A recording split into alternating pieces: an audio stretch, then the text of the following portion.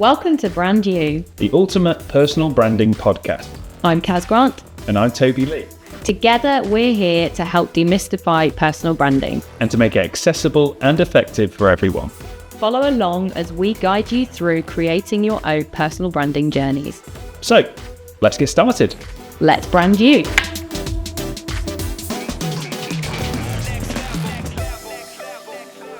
Hi everyone, and welcome back to episode 2 of the Brand You podcast. So today we are talking about why you should start personally branding in 2024 and beyond. So let's dive into it. So yeah, let's do it. So I believe, my personal opinion, that the digital world nowadays is huge, and we are just stepping further and further into the digital online space. So if you haven't got a presence on social media now, in some form or another, and whatever shape or form that makes you do and you can commit to, then you're practically invisible to the world. And then if you're invisible, whatever networking you're doing, whatever connections you're building on the outside world, when you go home, nobody's thinking about you again. Yeah. So the online world is that almost that constant reminder to people that you exist. You maybe have a valid opinion, you have value to share with the world, you are maybe looking for something that you need. Like, it's that constant reminder that you're there. If you don't have one, is this the new version of the invisible man / woman? Yeah, basically, yeah. What do you reckon? It is an interesting one. You know, the terms that get thrown out there about like being present, being online, being visible, and they're all kind of like buzzwords in a way, aren't they? They kind of generate that thought of, I know what I need to do, but I don't know how to do it and in what capacity. I completely agree. Like, being online is very important for people to find you. It doesn't mean you have to be on every platform, but it's finding where there is your target audience, who are the people you want to connect with, and then using those avenues to really share your message of what you're about. Yeah, absolutely. And I think we touched on it, didn't we, in episode 1 where we were introducing the podcast about, and I said about this being, we want to empower kind of everybody to personal brand. And I know, like I said, it's not very niche of us to say everybody, but I think sometimes when you're thinking about personal brand and creating a personal brand, or the personal brand messaging is out there, people are thinking, well, if I own a business, or if I'm an entrepreneur, or if I'm an influencer, then I need a personal brand. But actually, like, we agree on this, don't we, that everybody does need a personal brand, whether you're not any of those, even if you're an employee or you're just a stay-at-home mum or whatever you are in the world. Like, it's important to have that visibility, isn't it? Definitely. There are so many ways it can benefit how you're making those first connections in the first place, and then how you're kind of strengthening those relationships by what you kind of post and share about yourself, your work, the value you sort of share. So, you know, whether you are posting on behalf of your own business, or like you say, you are in employment, there are so many ways you can benefit how you're connecting with people. And also the benefits that are coming back to you as well. Yeah. Because obviously this has got to be a kind of a win-win thing. Like, you're not going to start personal branding if you're not going to get anything back. Yeah. But I think that's the key to personal branding, isn't it? It's giving your expertise and your value and sharing something with the world that you can teach them. Maybe you can, inspire them with whatever. And then back from that, okay, even if you're an employee and you're not got a business, well, maybe that stands you apart from the crowd at work. Maybe that puts you in front another employee that's going for a future role that you want to go to. Maybe that'll get you ahead of the curve with work a bit quicker than it would if you did have no online visibility. So again, it's like, what opportunities are out there when you start personal branding? I think it's so vast. So should we break down, what does it mean to be visible and to have an online presence? What is that? Yeah. Let's go for that. Because I don't think I realised when I started to put myself out there online that is what I was doing and that was what I was creating. Yeah. And eventually down the line, I'd have as much of an online presence as I do now. Yeah. And I'm still by no means like the Stephen Bartlett of the world, the pinnacle of this kind of personal branding space. I'm very much just starting out still on it. But already, like the platform that we're both on, the platforms that we're both on, the messaging that we both share, like, we're getting out there a hell of a lot, aren't we? I think what's really interesting is we've probably had similar feedback from people within the networking community about our sort of online branding. I certainly remember from you sort of popping up on LinkedIn, it's kind of like, where's this Kaz Grant come from? And everyone seems to know about you before you almost started turning up at networking events. And I've sort of had a similar thing within photography of people going, I've just seen that you're around and you've got a studio, but where on earth have you come from? So it'd be quite interesting to kind of like delve into that. Like, what have you been doing and to build that presence, and what is it to have a presence? What does that mean? Yeah, definitely. So like I said, I think in episode 1, the reason I got started originally online was because of the network marketing company that I aligned with, and I had to sell products as part of being a part of that. So obviously you needed to share that with the world. So I had something specific that I needed to share with the world.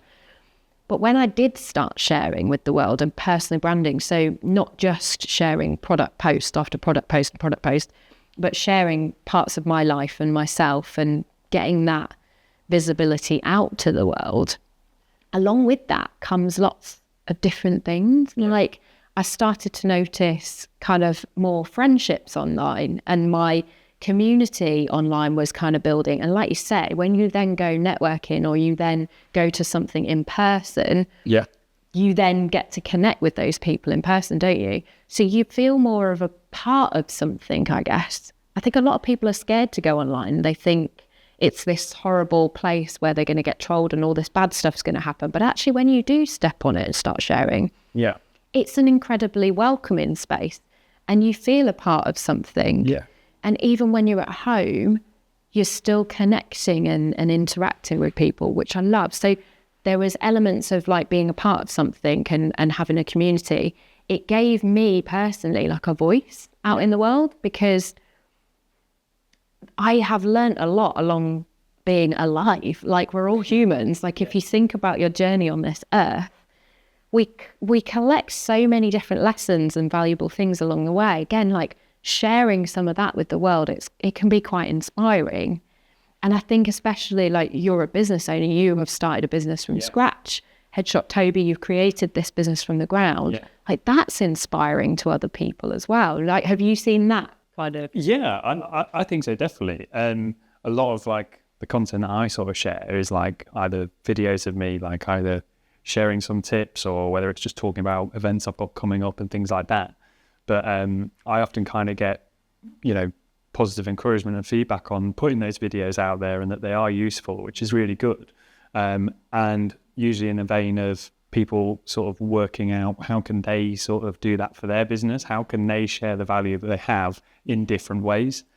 Because I suppose that's another strand to having an online presence, isn't it? You might have great email marketing campaigns and journeys that you try and put prospective clients on, but at the same time, another way of reaching people and just constantly sharing a little bit about what you do and why you do it goes through your sort of social media platforms and your online presence, isn't it? Yeah, and it's that makes people connect to you.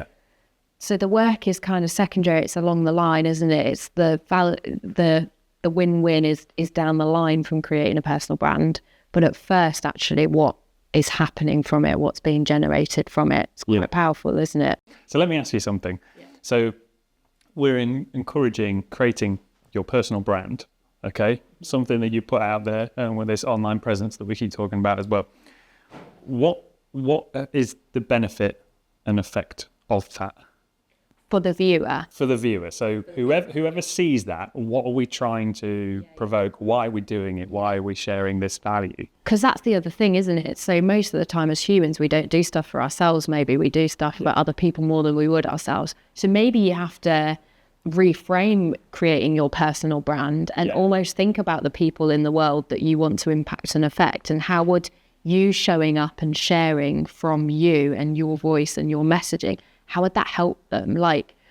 And then if you are those people that are being helped, do you know what? It can be as simple as, so I got divorced a little while ago, a few years ago, got divorced. Actually me sharing that I had got divorced, not in a moany way, in a complaining way, like there's ways of doing this, but me sharing a personal struggle that I'd gone through, like divorce, and then coming out the other side of it and sharing my life and getting through it and coming out the other side, I think that allows other people who have been through similar situations, so other people who have then got divorced or are going through something similar at the time, it's like that. I used to look at other people and think, oh God, I'm not the only one. Oh God, I'm not the only one. Like, what are they doing to help? Oh, maybe I could read that book too. Maybe I could do that. Oh, there's that group. Oh, maybe I could go and look at that. So it almost helps. It helped me through a personal struggle, watching other people who are personally branded sharing their struggles. And I think me sharing it would help the viewer as well, my viewer. And then likewise for our audience, when they share their life and some of their struggles, again, it's like you're giving your audience permission to fail and maybe not get things right, and to be inspired and pick yourself up again and build resilience. And there's power in that, isn't there? Yeah, and I guess that kind of like connection of, connecting people together, isn't it? It's like, just realised I just did the David Brent connecting, bring it all together. I guess one of the reasons we put stuff out there is it's almost like putting out an open hand, isn't it? And giving that opportunity for someone to kind of take it and reach back to us. And we use the personal brand to do that, just like how a big brand like Coca-Cola will have its own big campaigns. We can on a personal level kind of do that. And I love that idea of sharing that personal stuff to connect with people on a human level before we get into anything about what it is we're trying to sell or what we do professionally as a business, but connect first on that human level, so then we are just operating more on a kind of emotional level, aren't we? Yeah. First of all, it's easier. So if you're going to create a personal brand, your messaging, your stories, is going to be a lot easier to share than curating what your value is to the world and what you need to give people in your business messaging and all of it. So actually starting, I feel like it would be easier for people to go into personal branding. I see it a lot at the moment actually with kind of one-man band people starting something from scratch, creating all of these online presence, and marketing is not their forte, so they're not trained in this, but they start something, a business or an entrepreneurial thing, and then they create all of their brand stuff to this as well. And they've got their personal accounts, and they don't just weave it into their personal accounts where they've already got a buy-in of people. People already know them, they already trust them. To add in a bit of, I'm now doing this, and to share that story would be so easy. Yes, yeah. And then to grow it from that, no, they're adding in all these branded pages and all of this other stuff. And it's like, you're creating a lot of work for yourself. Yeah. And as an audience, we don't connect with a branded page like we do a personal one when it pops up. And there's nothing to say why you can't share those branding pages on your personal stuff, which I know is something that you do quite a lot, when you're sharing the Quirk stuff and so on. We at Quirk, we want to be doing what we're preaching. So we want to be practicing what we're preaching. So we can't just have a company graphic page with no faces on it and company graphics. You know, we need to be sharing personal branding.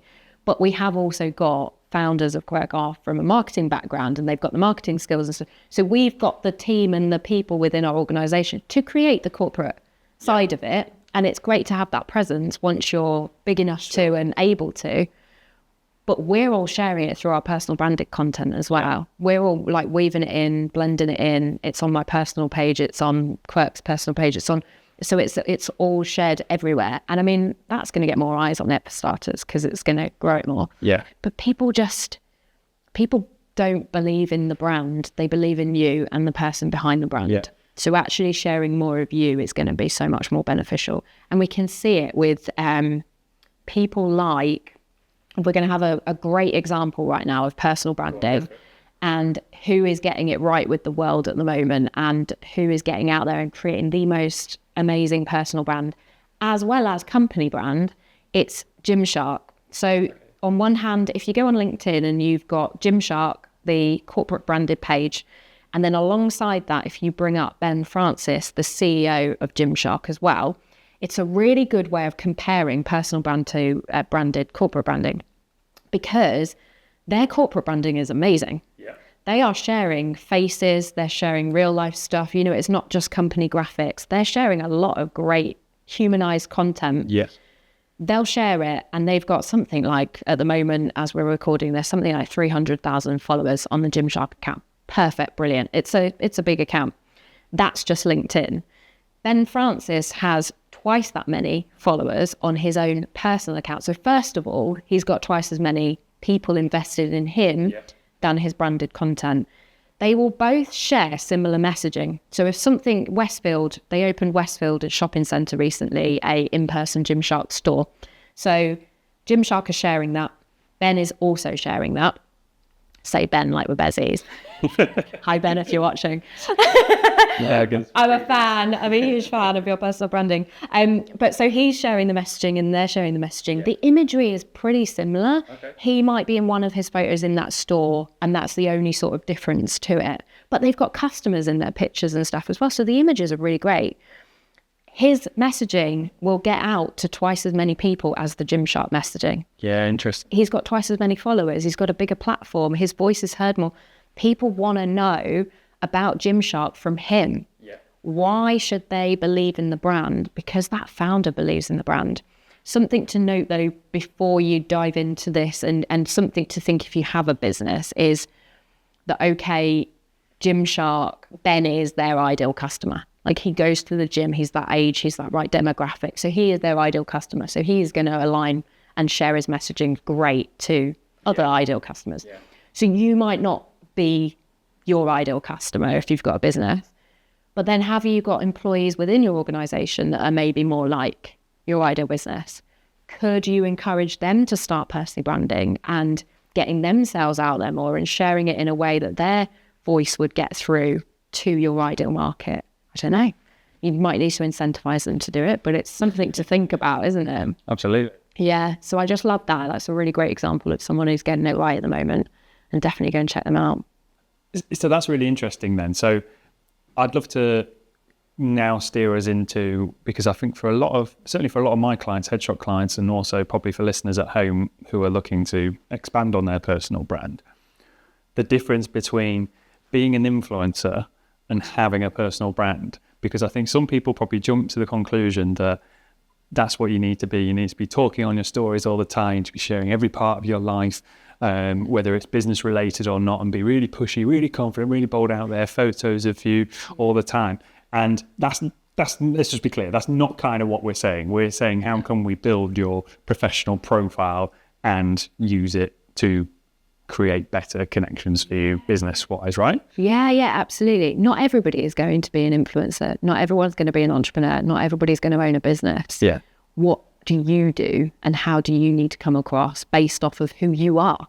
Yeah. It's sharing you. If you're not that kind of person, you won't come across as that kind of person online. So yeah. Yeah, and I imagine a lot of people's fear is they don't want to come across obnoxious, or they don't want to come across like, I've heard people mention, they don't want to seem like they're boasting about their lifestyle that they have, or the amount of work that they have. So a couple of business I work with, afraid to share the amazing clients that they work with and the deals that they've done, because they don't want to seem like they're bragging or boasting. But actually, there is a certain level of, in terms of building credibility and trust in you as a personal brand, we need to share these things because they are the truth at the end of the day. You have achieved these amazing things, and that is what people want to work with, people who are doing great things, so we kind of have to share them to a level. Yeah. But if you're embellishing the truth, if you are suddenly, if you're on holiday and you're suddenly walk past a Ferrari in front of a mansion and you go and stand there with it, and then you do a post with that as your main image and go in the first month I made £20,000, whatever. Yeah. That's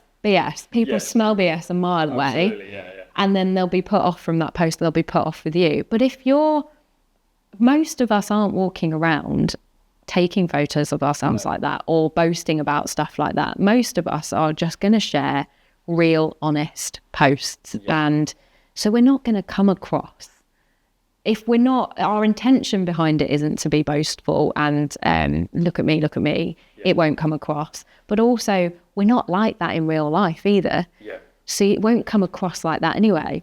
I want to create a ecosystem where I'm happy to show up online. I'm happy to put myself, I'm happy to get out there online. If somebody is making me feel not happy to do that, and I'm putting off showing up as my best self and putting off adding value to the world, I'm going to remove that person from my ecosystem.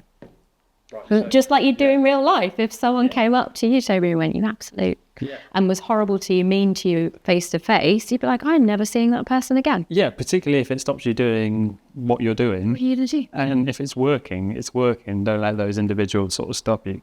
I think what's in the next episode, we're going to be looking at setting down the foundations of your personal brand. So looking at target audience, what you want your brand to look like and represent in that brand message.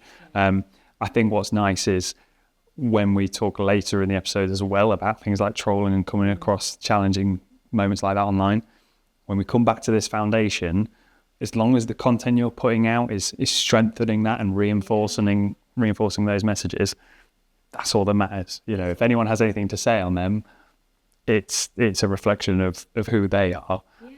If you're out there sticking your opinion where it's not asked for, unwelcomed, then okay, might be deserved. Yeah, exactly. But that's all part of the learning curve as going on a personal branding journey as well, isn't it? Absolutely. You got to figure all this out along the way, and make it as happy a place as you can make it for yourself and for your followers and the people watching you as well. So yeah, I'm quite interested then, Toby. So lots of our listeners will be listening to this thinking, okay, so you've explained some of the benefits, but I still don't quite get why I should be personal branding. Yeah. I guess I want to dive into it from our points of view. So let's start with like yourself, for example. What do you think you've personally got from personal branding?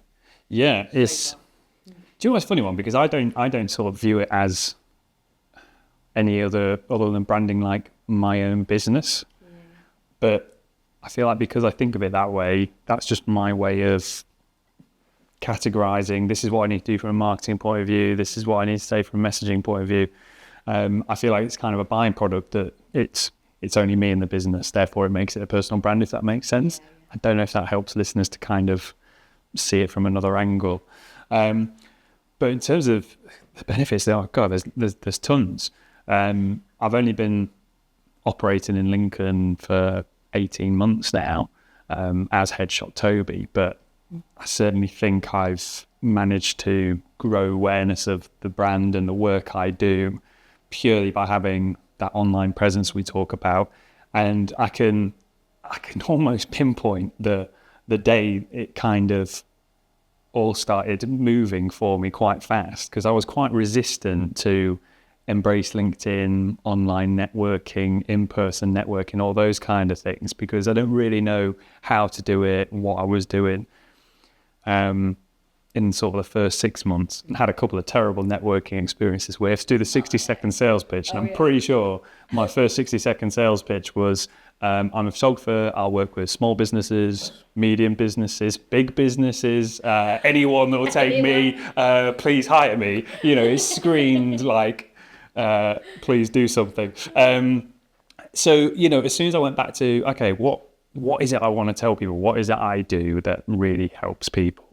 And therefore that is what my sort of business is built upon.